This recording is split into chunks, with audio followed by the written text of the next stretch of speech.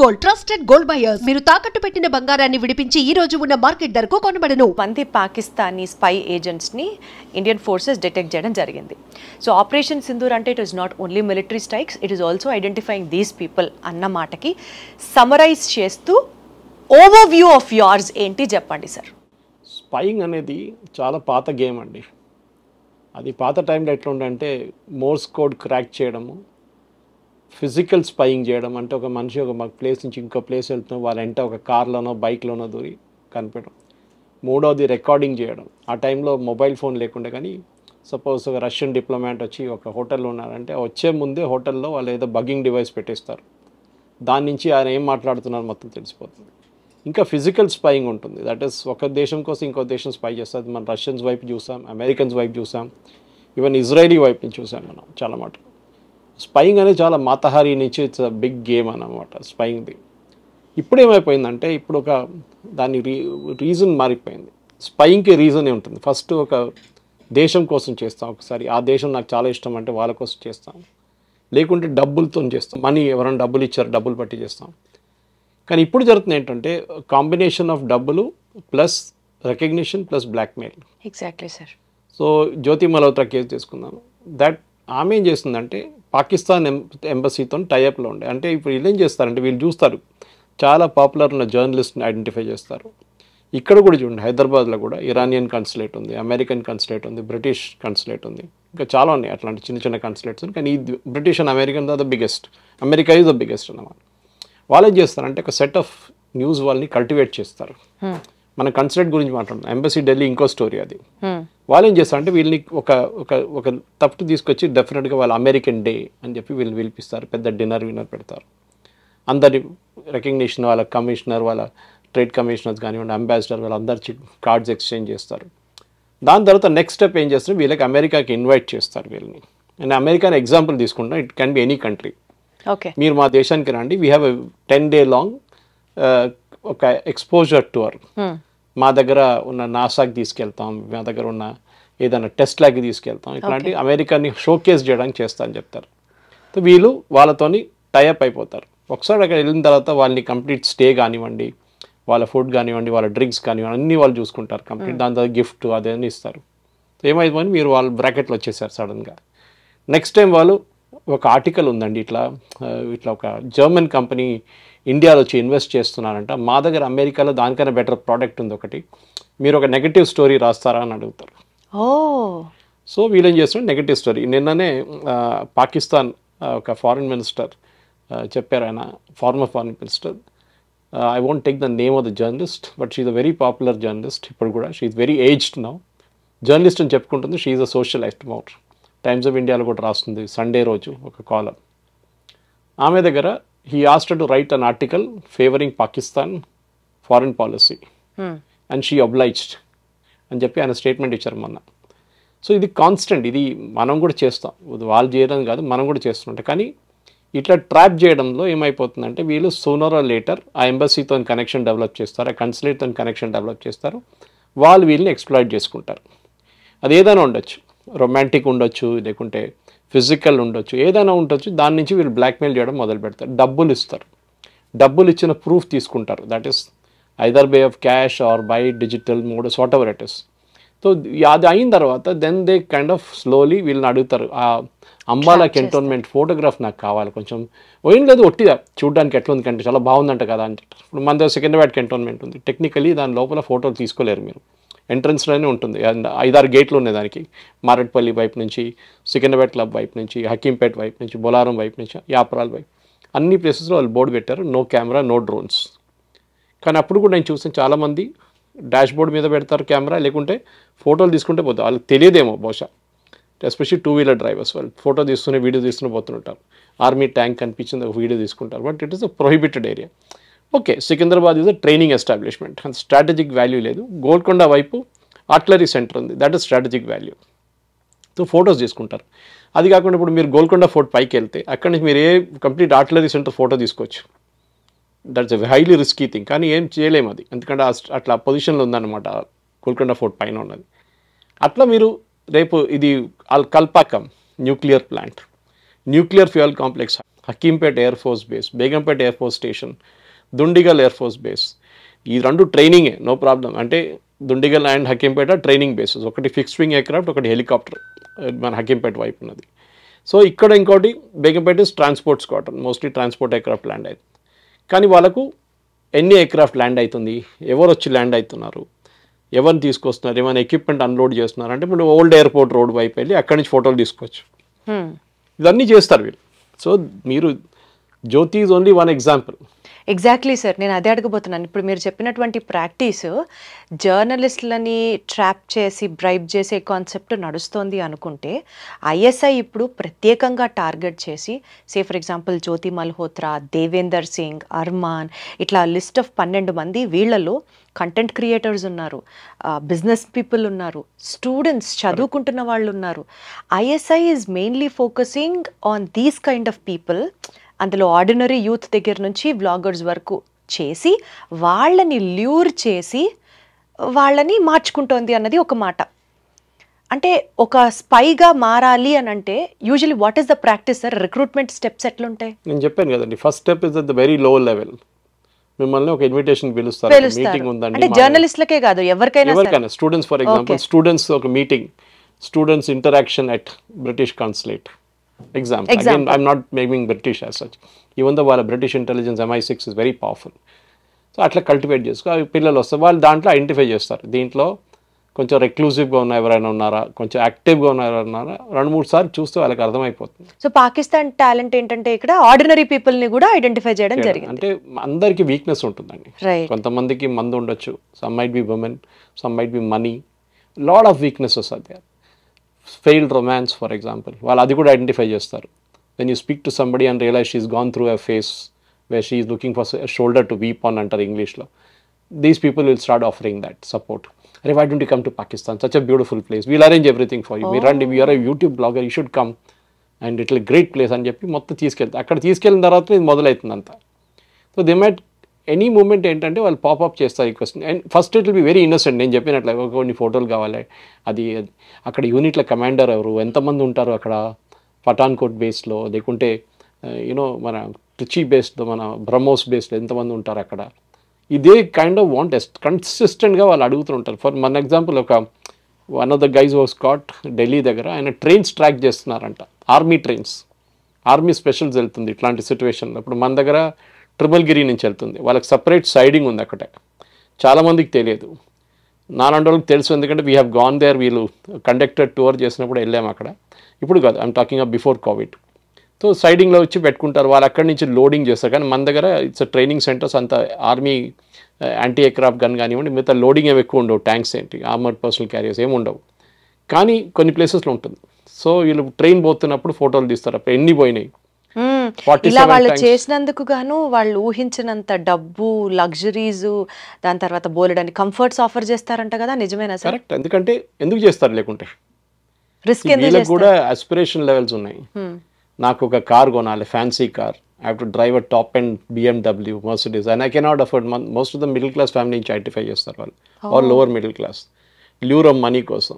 కొంతమంది ప్యాషన్ కోసం చేస్తారు. ఫర్ ఎగ్జాంపుల్ టిపికల్గా మీరు బ్రెయిన్ వాష్ చేసినప్పుడు, you know it's a great Islamic nation, you should come there, అది ఇదని చెప్పి ఇండియాని తిడతారు. అండ్ యూజువలీ వోక్ కల్చర్లో ఉన్న వాళ్ళు పడతారు దీంట్లో వచ్చి. వాళ్ళు డెఫినెట్గా వాళ్ళు చూసినప్పుడు వాళ్ళకేం అర్థమవుతుందంటే, వీళ్ళు వోక్ కల్చర్లో ఉన్న వాళ్ళు, వీళ్ళని ఈజీగా వీళ్ళ సోషల్ మీడియా హ్యాబిట్ చూస్తూనే ఉంటారు. వీళ్ళు ఎట్లాంటి ఆర్టికల్స్ రీపోస్ట్ చేస్తున్నారు, ఎట్లాంటి ఆర్టికల్ రీట్వీట్ చేస్తున్నారు, ఎట్లాంటి ఒరిజినల్ ఆర్టికల్స్ రాస్తున్నారు. ఇప్పుడు నాకు కూడా చాలా మటుకు ఇన్విటేషన్స్ వస్తుందండి ఇక్కడి నుంచి అక్కడ. And I made the policy, I will never go anywhere. ఇవాళ దాకా I'm very proud to say that. నా జర్నలిస్టిక్ కెరియర్లో ఒక ప్లాట్ తీసుకోలేదు నేను. I have not taken a plot. Many people have taken free plots in the government. నేను ఎప్పుడు దాకా ఎవరైనా పిలిచి, ఏ ఎంబసీ అయినా, కన్సులేట్ అయినా పిలిచిన తర్వాత నో, ఐ నోట్, బికాజ్ ఏదైనా ఒకటి ఉంటుంది. ఇంగ్లీష్లో అంటారు nothing called free lunch. So ఇచ్చినప్పుడు వాడికి ఏదో ఉంటుంది, they have something in their mind. But if there is a lecture, for example మీరు చెప్పినట్లు ఏదో ఒక లెక్చర్ ఉంది, ఎవరో పెద్ద సైంటిస్ట్ వస్తున్నారు వాళ్ళ వైపు నుంచి, అప్పుడు ఐ మే గో, బికాజ్ నాకు ఒక నాలెడ్జ్ వస్తుంది దాంట్ నుంచి. అక్కడ వెళ్ళి ఒట్టి బియర్ తాగడమో, విస్కీ తాగడమో, వైన్ తాగడం కాదు కదా, వీ హ్యావ్ టు చీజ్ తినడమో అంత కాదు. They want expose you to that culture. But మనకి ఒక లెక్చర్ ఇచ్చినప్పుడు definitely I will go. But మన ఎథిక్స్, మన వాల్యూస్ ఆర్ ఇంపార్టెంట్. మన అమ్మ నాన్న నేర్పించి, అమ్మగారు నాన్నగారు నేర్పించింది ఎథిక్స్. అది got it. That you can proudly hold up your head and say నేను 10 పైసలు జీవితంలో సంపాదించలేదు, 2 bedroom ఇంట్లో ఉంటాను, ఫ్లాట్లో ఉంటాను, drive a small car, no hassles, no ego, nothing, మీ daughter is married off well, అంత ఇష్యూసే లేదు మనకి. సో యాజ్ లాంగ్ యాజ్ మీరు హ్యాపీగా ఉండండి, మీకు ఆస్పిరేషన్ లెవెల్ నాకు ఇంకా డబ్బులు కావాలి, ఇంకా డబ్బులు కావాలి, డబ్బులు అనేది దానికి ఒక లిమిట్ లేదు. That is very important. ఈ స్పైయింగ్ కూడా 2 levels నడుస్తుంది. మీరు you can go back and Google one case called Samba spies case. It is very close to the Pakistani border. పెద్ద ఆర్మీ డిటాచ్మెంట్ ఉండే అక్కడ.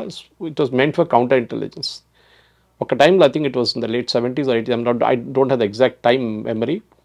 ఎంటైర్ సాంబా బ్రిగేడ్ని అరెస్ట్ చేశారు. అక్కడ ఉన్న ఇండియన్ సోల్జర్స్ని, ఆఫీసర్స్ని బ్రిగేడియర్ లెవెల్ దాకా అరెస్ట్ చేశారు. సాంబా స్పై కేస్ చాలా పెద్ద స్పై కేస్ అది. It's big spy case, one of the biggest. చాలామంది కెరియర్స్ డిస్ట్రాయ్ అయిపోయింది దాంతో, ఆఫీసర్స్ది. దాంట్లో చాలామంది ఇన్నోసెంట్గా ప్రూవ్ అయ్యారు తర్వాత, కానీ the damage was done. And ఆ కేసులో ఏం జరిగిందంటే పాకిస్తాన్ కావాలని చెప్పి వీళ్ళని స్పైస్గా ఐడెంటిఫై చేశారు, ఇండియన్స్ని, ఆర్మీ ఆఫీసర్స్ని. సో వాళ్ళని మొత్తం కంప్లీట్ మొరల్ డిస్ట్రాయ్ చేసేసారు వాళ్ళు. So this is the second type of spying. మూడోది మన అందరికి తెలిసి ఎలక్ట్రానిక్ స్పైయింగ్. ఇప్పుడు శాటిలైట్ అందరి దగ్గర ఉంది. మీకు ఏ నంబర్ ప్లేట్ రీడ్ చేయొచ్చు మీ కార్ది శాటిలైట్ నుంచి. It nothing great. సో మీరు ఏమి హైడ్ చేయలేము. వాజ్పేయి గారి టైంలో రాత్రిపూట పనిచేసాం మనం, మన ఆర్మీ వాళ్ళు, మన engineers who are doing taking care the atomic explosion test, రాత్రిపూట పనిచేసి పొద్దున అన్నీ కవర్ చేసి పెట్టేశారు, ఏం జరగలేనట్లా. అది కూడా చేయొచ్చు. కానీ మీరు అడిగిన ప్రశ్నకి ఈ ఇండివిజువల్ స్పైయింగ్ ఎందుకు చేస్తారంటే బేసిక్లీ మీరు వాళ్ళ సైకాలజీ అనలైజ్ చేసి, ఒకటి దే ఆర్ పబ్లిసిటీ హంగ్రీ. వాళ్ళు కొత్త కొత్త ప్లేస్కి వెళ్ళి కొత్త కొత్త వీడియోలు పెట్టి చూసిన చాలామంది ఉంటారు. సెకండ్, వాళ్ళకేంటంటే వాళ్ళకి ఒక personal satisfaction, I'm better than them, అంటే నేను వాళ్ళకన్నా నాకు ఒక కొత్త కంటెంట్ చేశాను, నేను నన్ను పిలిచారు చూడు, వాళ్ళు విలువలేదు. This is again thing. ఇది రెగ్యులర్గా నడుస్తుంటుంది. ఇది దాన్ని ఎనిమీ కంట్రీ క్యాష్ చేసుకుంటుంది. సో వాళ్ళ దగ్గర కూడా సోషల్ మీడియా ట్రాక్ చేసే టీమ్స్ ఉన్నారు వాళ్ళ దగ్గర. ఇప్పుడు వీళ్ళు కూడా ఎట్లా పట్టుబడ్డారు, పాకిస్తాన్ హై కమిషన్లో ఢిల్లీలో, పాకిస్తాన్ హై కమిషన్లో దే వాజ్ వన్ ఎంప్లాయీ. అతను ఏదో వాట్సాప్ మెసేజ్ ఎక్స్చేంజ్ చేసుకుంటున్నాడు ఈ అమ్మాయితోని. సో మన దగ్గర మన పబ్లిక్గా మాట్లాడకూడదు, కానీ there is an organisation which tracks this. Okay, I know what it is, but పబ్లిక్గా చెప్పకూడదు మనం. వాళ్ళు మీ ఈమెయిల్, నా ఈమెయిల్ రీడ్ చేస్తారు, మీ వాట్సాప్ రీడ్ చేస్తారు, నా వాట్సాప్ రీడ్ చేస్తారు. ఏ మెసేజ్ అంటే ఇఫ్ యూఆర్ ట్రాకింగ్, అదర్వైజ్ అందరు 140 కోట్ల కాదు. So they have algorithms, keywords చూస్తారు దాంట్లో అలగ్రిథమ్స్. వాట్సాప్ మెసేజ్ చాలా బాగుంది. సిగ్నల్ యూస్ చేస్తారు, ఒకసారి టెలిగ్రామ్ యూస్ చేస్తారు. Telegram and signal slightly tough to crack, WhatsApp కొంచెం చాలా ఈజీ అనమాట.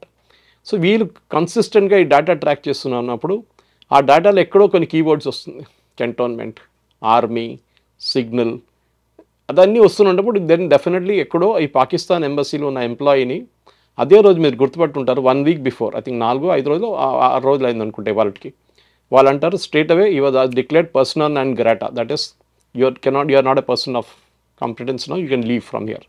24 hours కూడా ఇవ్వలేదు దానికి. You was asked to leave India, Delhi, Pakistan. So persona non grata declare చేసింది. That was a person was a handler of జ్యోతి. వీళ్ళకి handlers ఉంటారు, అంటే వీళ్ళని డైరెక్ట్ చేసాం, వీళ్ళతో కాంటాక్ట్, అందరు కాంటాక్ట్లో ఉంటారు, మధ్యలో మీడియేటర్స్ ఉంటారు. సో మీరు చూసుంటారు ఇప్పుడు ఆమె కలిసిన కొంతమందిని డానిష్ అని ఎవరో ఉన్నారు.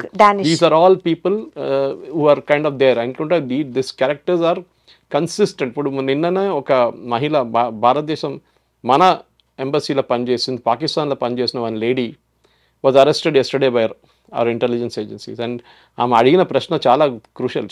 ఆమె ఇప్పుడు ఇండియాలో ఉంది, కానీ మీరు ఇప్పుడు ఇన్ని రోజులు తీసుకున్నారా నన్ను పట్టుకోవడానికి? Look at the arrogance, I mean అదే అడుగుతున్నారు. సో ఇదొక షాడో గేమ్. ఇది బయట పబ్లిక్లో ఎక్కువ తెలియదు. ఇప్పుడు మీరు కూడా చూడండి, అందరు ఇన్ఫ్లుయెన్సర్స్ని తప్పుపట్టట్లేదు ఉన్నారు, కానీ కొంతమంది డబ్బు చూసి, ఇప్పుడు మన దగ్గర యూట్యూబ్ ఛానల్స్ ఉంటుంది చూడండి, కొంతమంది ఓవర్బోర్డ్ పోతారు. సో యూట్యూబ్ కూడా చాలా కేర్ఫుల్ అయిపోయారు. ఇప్పుడు యూట్యూబ్ ఏం అడుగుతున్నారంటే మీకు 1,00,000 views వచ్చిందని అడగట్లేదు, మాకు 500 views కూడా చాలు. బట్ ఆడియన్స్ ఎవరు చూస్తున్నారు మిమ్మల్ని? Organic audience. ఆర్గానిక్ కూడా కాదు, వాళ్ళ ప్రొఫైల్ చూస్తారు ఆడియన్స్లో. కొంతమందికి 20 followers ఉంటారు అంత యూట్యూబ్లో. వాడు వచ్చి లైక్ కొడతాడు, కానీ వాడు సైకిల్ కొనలేడు.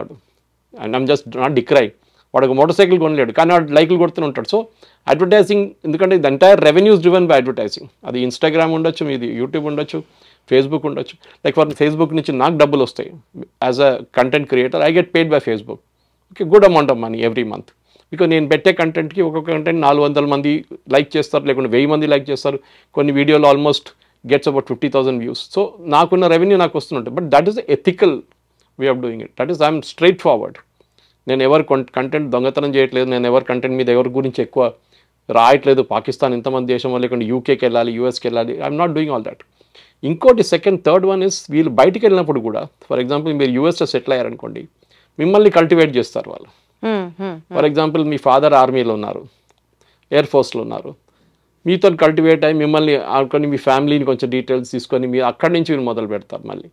సో స్పైయింగ్ అనేది ఇప్పుడు కొత్త సోషల్ మీడియా ట్రెండింగ్తో మీరు చెప్తున్నారు, కానీ ఇట్లాంటివి చాలా మటుకు జరిగింది దీనికన్నా ముందు, కానీ ఒక డిఫరెంట్ లెవెల్కి వెళ్ళిపోయింది ఇలా అయితే. సార్ ఇక్కడ ఒక పాయింట్ సార్, వాట్సాప్ చాట్స్ అని డిలీట్ చేయడం, ఈ స్పైలు ఎవరైతే పట్టుబడ్డారో వాళ్ళ హిస్టరీ చూస్తే వాట్సాప్ చాట్స్ అని డిలీట్ చేయడం, దాని తర్వాత పాకిస్తానీ కాంటాక్ట్స్ వాళ్ళ దాంట్లో పెట్టుకోవడం, వీళ్ళ చుట్టాల అకౌంట్లోకి డబ్బులు ట్రాన్స్ఫర్ చేయించుకోవడం. అంటే ఇప్పుడు మీరు చెప్పినట్లుగా మన ఇంటెలిజెన్స్ ఏజెన్సీల దగ్గర స్ట్రాంగ్గా డిజిటల్ ట్రాకింగ్ టూల్స్ ఉన్నప్పటికీ కూడా, ఆ పేరు మీరు ఇందాక చెప్పనన్నారు చూసారా, అట్లాంటివి స్ట్రాంగ్ డిజిటల్ హ్యాకింగ్ టూల్స్ మన దగ్గర భారతదేశంలో అవైలబుల్గా ఉన్నప్పటికీ కూడా లూప్ హోల్స్ కూడా ఉన్నాయి. ఈ లూప్ హోల్స్ని బేస్ చేసుకొని Pakistani spies are taking advantage అని ఒక వాదన వినిపిస్తోంది. Would you agree with it? Advantage ఎందుకు తీసుకుంటారు? If you are willing to be taken advantage of అంటారు ఇంగ్లీష్లో. మిమ్మల్ని వాడుకోవడానికి ఎవరైనా రెడీ ఉన్నప్పుడు మీరు కూడా సహకరిస్తేనే అవుతుంది అది. మీ దగ్గర రేపు ఎవరైనా వచ్చి ఇట్లా చేస్తారంటే మీరేమంటారు? No I'm sorry, I will not do it అంటారు. మీరు స్ట్రైట్ ఫార్వర్డ్ అంటారు. కొంతమంది అట్లా కాదు, అప్రోచ్ అయినప్పుడు వాళ్ళ ఫిలాసఫీ ఉంటుంది అట్లనే, that I'm ready to be exploited అని. మీరు దొరికిపోతామేమో అన్న భయం కూడా లేకపోతే ఇదిగో ఇట్లా చేస్తే దొరకరు అని ఒక ధైర్యం చేస్తారా? ఎవ్రీ వాట్సాప్ చాట్ డిలీట్ చేసిన చాట్ కూడా రిట్రీవ్ చేసుకోవచ్చు. You are thinking that cannot. Every photograph deleted దాన్ని వాళ్ళు తీసుకొస్తారు ఇంటెలిజెన్స్ ఏజెన్సీ, వాళ్ళ దగ్గర కెపాసిటీ ఉంది. వాట్సాప్ సహకరించాల్సిందే, Meta will have to cooperate, లేకుంటే వాళ్ళు కూడా రేపు పోతారు. సో టెర్రరిజం కానీ టెర్రరిజం రిలేటెడ్ దాంట్లో మొత్తం వీళ్ళు రీడ్ చేస్తారు. మీరు స్పైయింగ్ నేర్చుకోవాలంటే ఇజ్రాయలీ వాళ్ళ దగ్గర నుంచి నేర్చుకోవాలి. మొసాడ్ కానివ్వండి, షిన్బెట్ కానివ్వండి, వాళ్ళ ఏజెన్సీస్, ఒకటి ఎక్స్టర్నల్ ఒకటి ఇంటర్నల్, వాళ్ళ అమేజింగ్ వాళ్ళ స్పైయింగ్ అన్నమాట. వాళ్ళు ఎక్కడెక్కడ చేశారు మీరు బిలీవ్ చేయరు. నాసర్ ఉన్న టైంలో ఈజిప్ట్లో they had one spy sitting right in his cabinet. ఇప్పుడు కేజీబీ టైంలో, కేజీబీ అంటే ఒరిజినల్ సోవియట్ యూనియన్ ఉన్నప్పుడు కేజీబీ వాళ్ళ, ఇప్పుడు కూడా రష్యాది KGB. Indira Gandhi cabinet ministers cabinet meeting కాగానే అక్కడ ఏం జరిగిందని కేజీబీకి తెలిపిస్తున్నప్పుడు. బ్లిట్స్ ఒక మ్యాగజైన్ ఉండే ఆ టైంలో, ఇప్పుడు పిల్లలకి తెలియదు కానీ ఆ టైంలో బ్లిట్స్ అనేది ఫోర్ట్ నైట్లీ ఉండే. బ్లిట్స్ ఎడిటర్ కరంజీ ఒక్కరిని చెప్పారు, నాకు రష్యన్స్ ఫండ్ చేస్తారు నన్ను అని చెప్పేసి. నో డౌట్, ఆయన ఆర్టికల్స్ చూస్తే కూడా తెలిసిపోతుంది. ఆయన స్పైయింగ్ చేయట్లని చెప్పట్లేదు, కానీ హీఈస్ ఇన్ఫ్లుయెన్సింగ్ ఒపీనియన్స్. ఇప్పుడు మీరు ఆర్టికల్స్ రాస్తారు చూడండి, ఇప్పుడు రాసినప్పుడు కొంతమంది ఉన్నారు మన దగ్గర, కొన్ని మ్యాగజైన్ ఆన్లైన్ మ్యాగజైన్స్ ఉన్నారు, ప్రింట్, క్వింట్, స్క్రాల్. వీళ్ళ ఫండింగ్ చూస్తేనే మీకు డౌట్ వస్తుంది, వీళ్ళకి డబ్బులు ఎక్కడి నుంచి వస్తుంది అనేది. There is a channel in Kerala, నేను సిన్స్ మలయాళీ నేను మీకు చెప్తున్నాను, కానీ ఒక ఛానల్ ఉంది కేరళలో విచ్ వాజ్ బ్యాన్డ్. ఒకసారి బ్యాన్ చేశారు ఒక వారం కోసం, కానీ సుప్రీంకోర్టు బ్యాన్ లిఫ్ట్ చేశారు. వాళ్ళని ఫండ్ చేస్తున్న ఏజెన్సీ పాకిస్తాన్ నుంచి ఉన్న ఐఎస్ఐ దుబాయ్లో ఒక కంపెనీ క్రియేట్ చేశారు.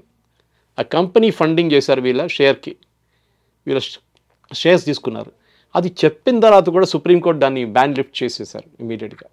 ఆలోచించండి. సో మన కోర్ట్స్ కూడా వీళ్ళని సపోర్ట్ చేస్తున్నారు ఇండైరెక్ట్గా. ఇది స్పైయింగ్ ఏజెన్సీ అని చెప్పట్లేదు, కానీ మీడియా బిహేవియర్. ఇప్పుడు మీరు స్పైయింగ్ అనేది డైరెక్ట్ స్పైయింగ్ చేయరు, వెళ్ళి ఏదో ఫోటోలు తీసుకొని ఎవరైనా పట్టుకుంటారు మిమ్మల్ని. కానీ ఎయిర్పోర్ట్ తీసుకోండి, ఫర్ ఎగ్జాంపుల్ మీరు పూణే ఎయిర్పోర్ట్కి వెళ్తారు, Lohegaon airport Indian air force base. అట్లనే మీరు దిబ్రూగఢ్ వెళ్తారు, లేకుంటే మన సిక్కిం వెళ్తున్నప్పుడు అక్కడ ఆ ఏరియాలో కొన్ని ఎయిర్పోర్ట్స్ ఉన్నాయి. ఆ ఎయిర్పోర్ట్స్లోని ఫోటోలు తీయకూడదు. అక్కడ మీరు దిగంగానే వాళ్ళు ఇన్స్ట్రక్షన్స్ ఇస్తారు, this is an air force. మీరు లేలో దిగండి, అప్పుడు లేలో కూడా ఇన్స్ట్రక్షన్స్ వస్తుంది. ఫోటోగ్రాఫ్ అప్పుడు కూడా కొంతమంది తీసుకుంటారు. సో ఓకే, అంత పెద్ద సీక్రసీ ఏం వాళ్ళకి దొరకదు, కానీ ఎన్ని ఎయిర్క్రాఫ్ట్లు ఉన్నాయి, ఎన్ని హెలికాప్టర్స్ ఉన్నాయి ఏం కనిపించదు. కానీ ఏదో ఒక రేపు వాళ్ళు వాడుకోవచ్చు. రేపు బాంబింగ్ చేయాలంటే పాకిస్తాన్ వాళ్ళకి అర్థమైపోతుంది ఇదే. కానీ సాటిలైట్ ఇమేజెస్ ఉన్నప్పుడు ఇది పెద్ద పనేం కాదు, కానీ స్పెసిఫిక్గా ఉంటుంది. For example nuclear fuel complex హైదరాబాద్లో అన్నిటికంటే క్రూషియల్. కొట్టాలంటే పాకిస్తాన్ దాన్ని కొట్టాలి, ఎందుకంటే భారతదేశం నడిమిట్లో తీసుకొచ్చి దానికోసం పెట్టారు. ఇట్ సప్లైస్ ఫ్యూయల్, అన్ని ఫ్యూయల్, మన న్యూక్లియర్ ఫ్యూయల్ స్టేషన్కి ఫ్యూయల్ సప్లై చేసేది, యురేనియం సప్లై చేసి అక్కడి నుంచి యురేనియం ఫ్యూయల్. వాళ్ళ దగ్గర పనిచేస్తున్న మనుషులు ఎంతమంది ఉన్నారో నీకు అనుకోవడానికి ఈజీ. పాకిస్తాన్కి ఎవరు హెచ్ఆర్ డిపార్ట్మెంట్లో ఎవరిని పట్టుకుంటే తెలిసిపోతుంది, ఏ లెవెల్లో పనిచేస్తున్నారు, ఇంజనీర్స్ పనిచేస్తున్నారు అక్కడ. ఓకే, ఇట్లాంటి స్పైయింగ్ కూడా చేయొచ్చు, రైల్వేలో చేయొచ్చు.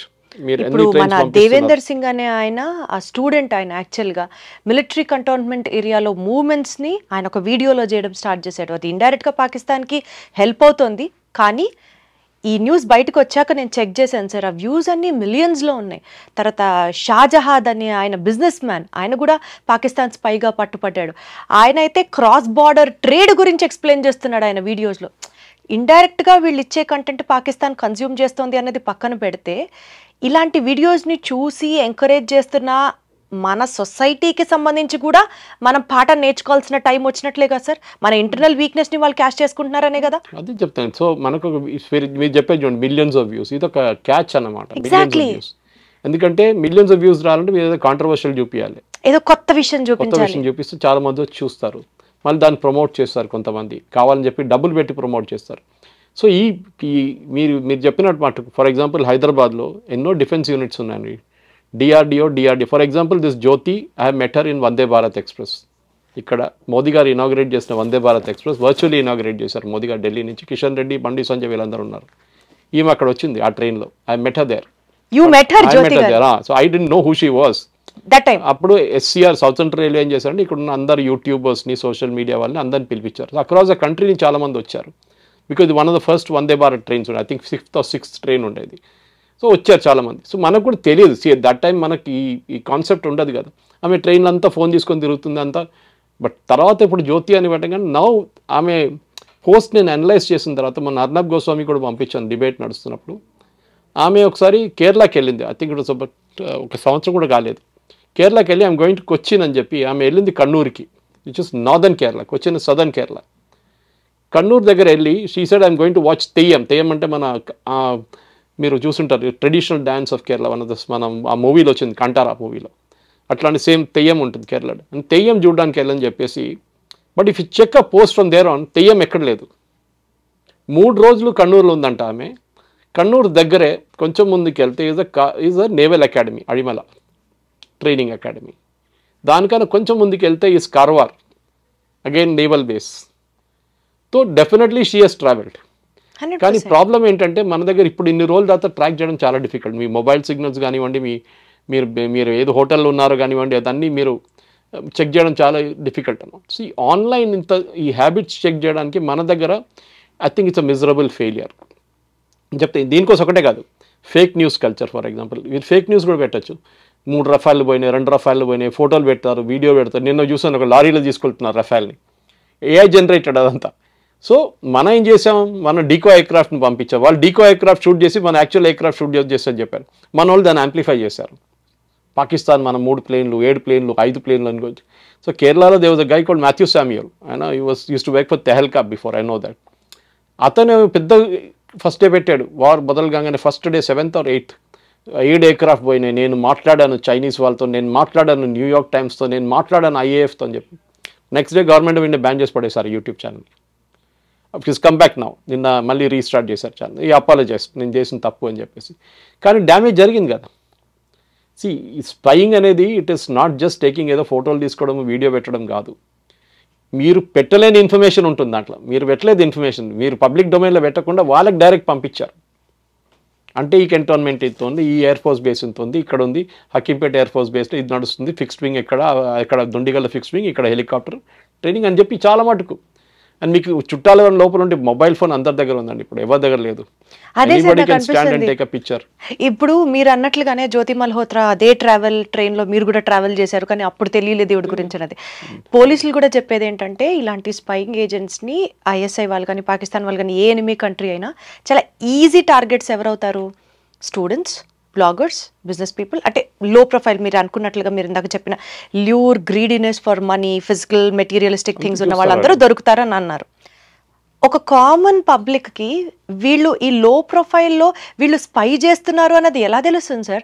అది ఎప్పుడో ఇంటెలిజెన్స్ ఏజెన్సీ వాళ్ళని పట్టుకొని నేషన్కి వీళ్ళు సెక్యూరిటీకి వీళ్ళు ఒక భంగం అనేది చెప్పడం పక్కన పెడితే, మనలాంటి పబ్లిక్కి మన పక్కనే ఒక స్పైయింగ్ ఏజెంట్ ఉండొచ్చు, మనకి ఎట్లా తెలుస్తుంది సార్? తెలియదు. స్లీపర్ సెల్స్ అని దానికి అంటారు. స్లీపర్ వర్డ్ ఎందుకు యూజ్ చేస్తారు?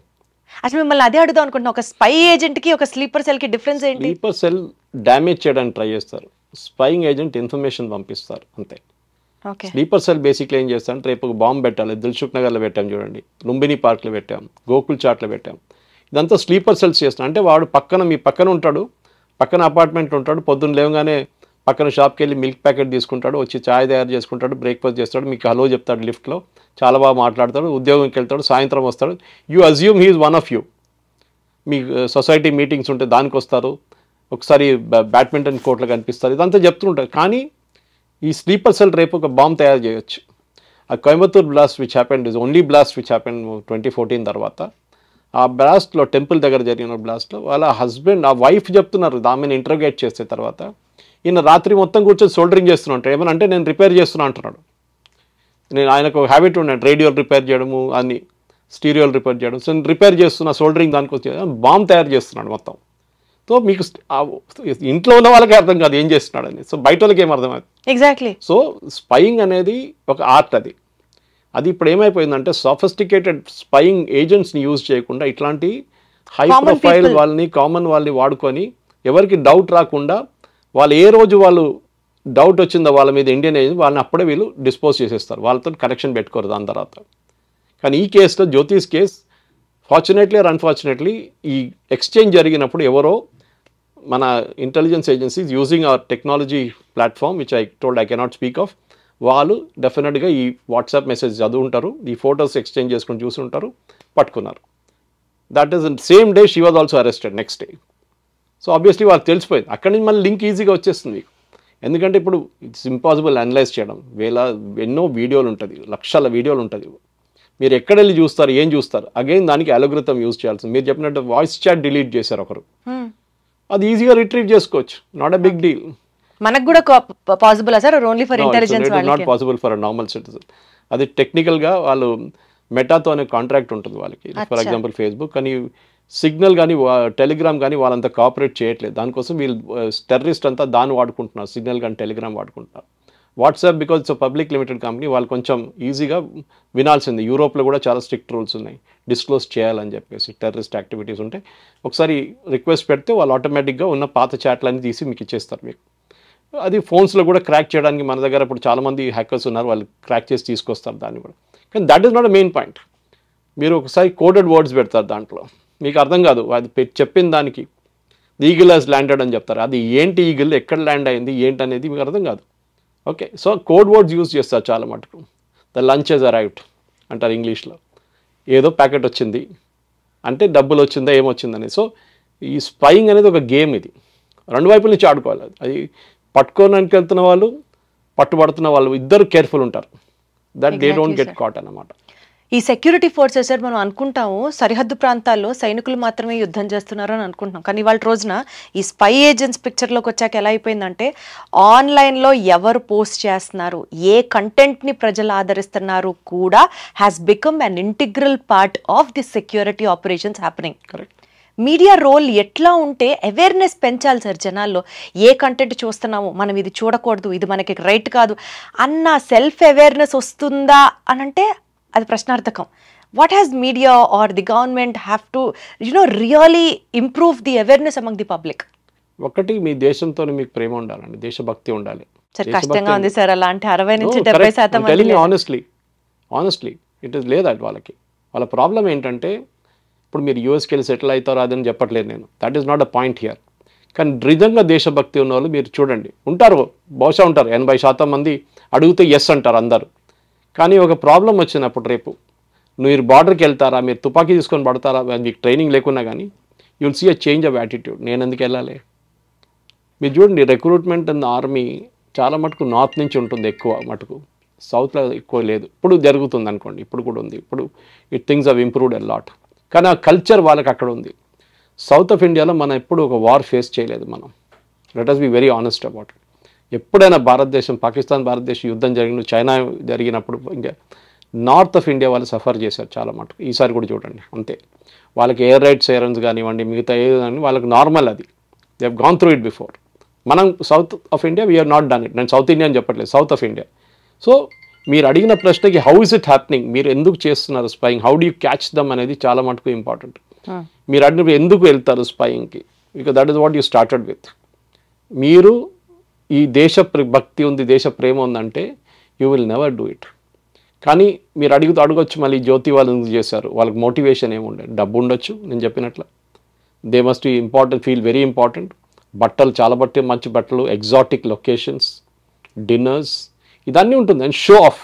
చూడండి, నన్ను అమెరికన్ కన్సులేట్ వాళ్ళు పిలిచారు, మిమ్మల్ని పిలిచారా? పిల్లలు ఇదే హైదరాబాద్లో ఈ పల్గాన్ జరిగినప్పుడు టర్కిష్ కన్సులేట్, ఇక్కడ ఉన్న టర్కిష్ కన్సులేట్ ఇక్కడ ఒక 5-star హోటల్లో ఒక డిన్నర్ ఆర్గనైజ్ చేశారు. నేను నా ఫేస్బుక్లో పెట్టాను. I shame those people. It was organised by media house here. ఇంకో మీడియా హౌస్ వాళ్ళ కాంపిటీటర్స్ కూడా క్యారీ చేశారు. దాట్ ఆ డిన్నర్ అటెండ్ చేసిన సిటీలో ఉన్న page 3 crowd మొత్తం వెళ్ళారు, ఇంక్లూడింగ్ ఫేమస్ పీపుల్.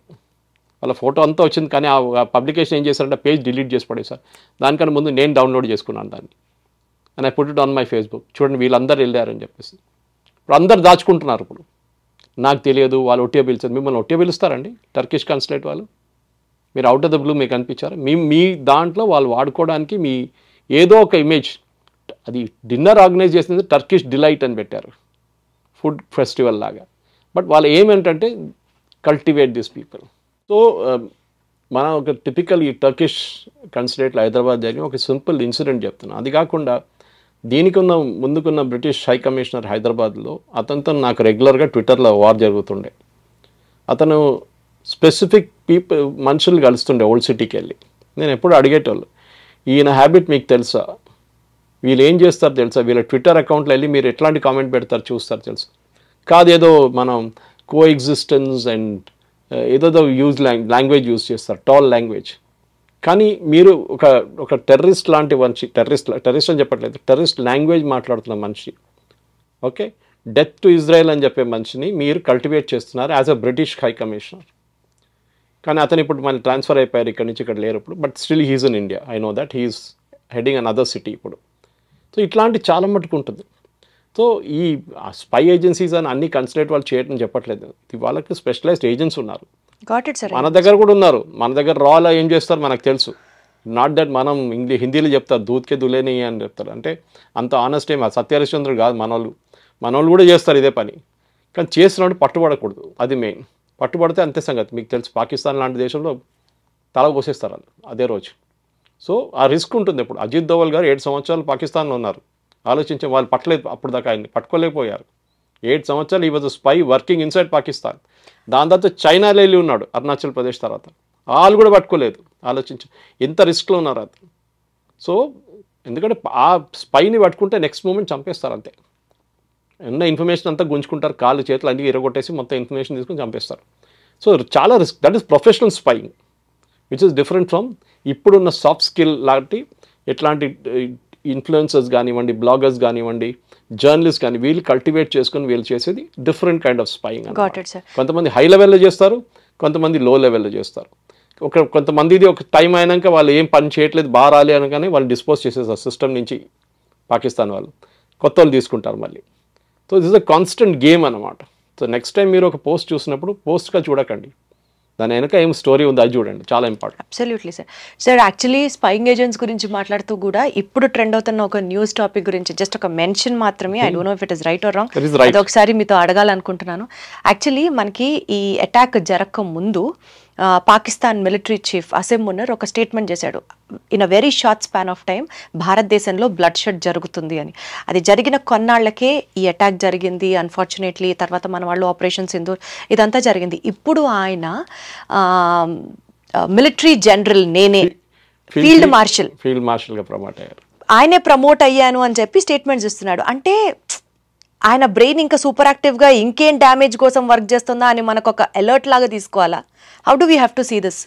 ఆర్మీలో 4 star నుంచి 5 star general, most of the army people retire at 4 star. General లెవెల్లో 4 star ఉంటుంది వాళ్ళకి.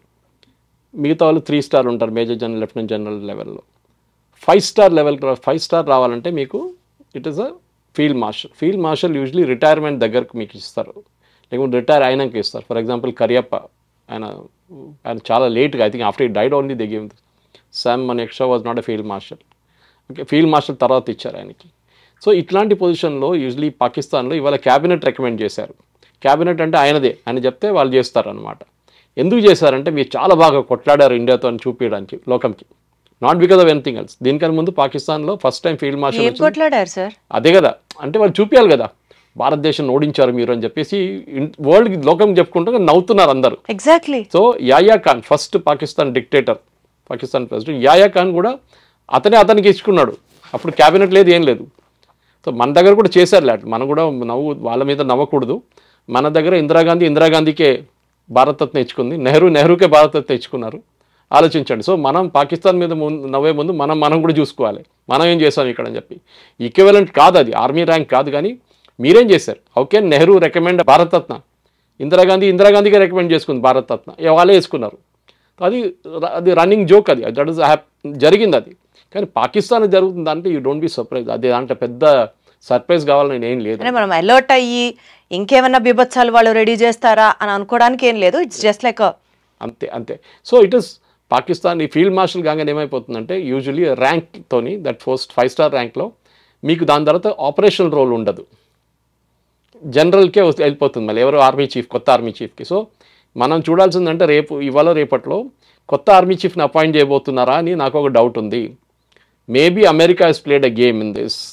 అమెరికాకి అసీం మునీర్ ఒక రిస్క్ లాగా అనిపిస్తున్నారు. అతను మీరు చెప్పినట్టు ఆ speech to the Pakistani community ఆయన ఇచ్చిన స్పీచ్, ఎన్ఆర్ఏ వాళ్ళ ఎన్ఆర్పి నాన్ రెసిడెంట్ పాకిస్తాన్కి ఇచ్చిన స్పీచ్లో ఈ మాట చెప్పారు, మీరు చెప్పిన మాట, blood shed will happen in India. So Asim మునీర్ని పక్కన పెట్టి సైడ్ లైన్ చేయడానికి ఫీల్డ్ మార్షల్ ఇచ్చి బాబు పక్కన కూర్చో, ఇక చైర్ వేసుకొని కూర్చో, ఇక మీ గ్రాండ్ చిల్డ్రన్తో ఆడుకోండి, ఇక లండన్కి వెళ్ళిపోండి, మీ ఇంట్లో ఉండండి, ఇక్కడ ఏం చేయకండి అని చెప్పేసి బహుశా అదే ఉండొచ్చు. ఒకసారి ఫీల్డ్ మార్షల్ ర్యాంక్ వస్తే ఆపరేషన్ రోల్ వెళ్ళిపోతుంది. ఈవెన్ అడ్మిరల్ ఆఫ్ సీస్ అంటారు నేవీలో, వాళ్ళకు కూడా ఉంది 5 స్టార్. అంటే even air force, there was only one Air Force officer who went on to become the 5 star rank again there. Okay, so అట్లాంటి చాలా ఉన్నాయి. సో ఈ పర్టికులర్ పాకిస్తాన్లో జరిగిన దానికి ఇట్ ఈస్ ఎ జోక్. లోకమంతా నవ్వుతున్నారు, అందరు నవ్వుతున్నారు. పొద్దున్నుంచి మీమ్స్ అని స్టార్ట్ అయింది, ఆయనకి ఇచ్చుకుంటున్నాడు అట్లా.